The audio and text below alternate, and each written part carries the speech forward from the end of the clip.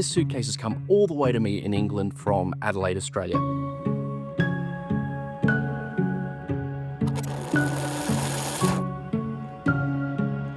Inside, 100 years of my family's history. Letters, photos, documents that no one has touched for decades. My name's Pete, I'm a filmmaker, and what I'm finding inside is extraordinary.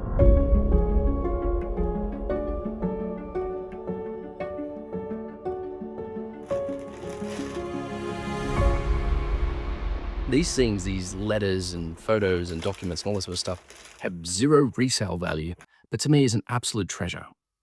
And work and treasure. I'm tired.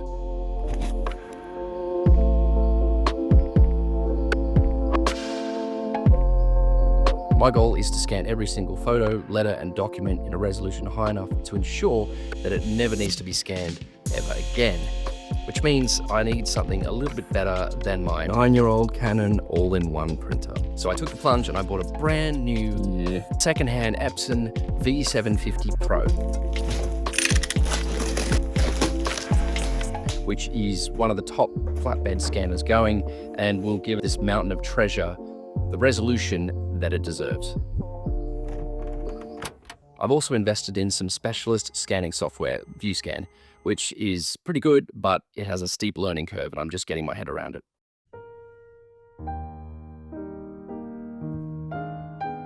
The plan is to digitize absolutely everything, all the photos, all the documents, all the letters, everything.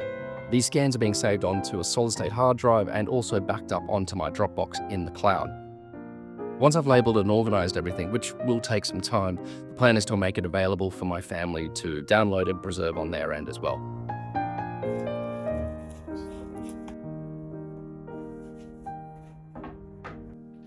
Right now, I'm about 10% of the way through. Probably would have been 20% if I hadn't decided to make a film about it, but it's a lot of work. I've got a bunch of mini filing cabinets, document protectors, that kind of stuff. I don't know, like an office before computers. Remember that? I don't remember that. But I imagine this is probably how it looked.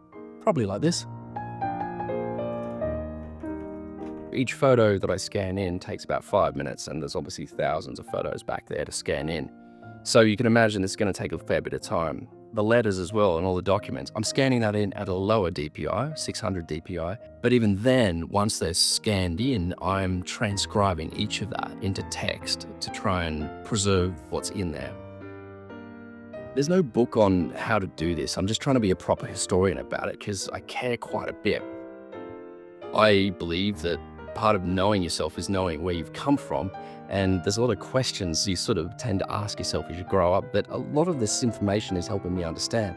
And I think also once this work is done, I actually believe it will help the next generation coming through, my kids, my cousins' kids, that kind of stuff. So what have I found so far? Love letters between my grandparents, handwritten biographies of mysterious relatives, newspaper clippings, legal documents, and even some super cute photos of me. But the main thing I'm dying to investigate right now is this really old letter that I found tucked away in the suitcase. Written by my great-great-uncle, it's dated to shortly after the end of World War I and reveals an amazing story that I think deserves its own video. So subscribe if you don't want to miss it.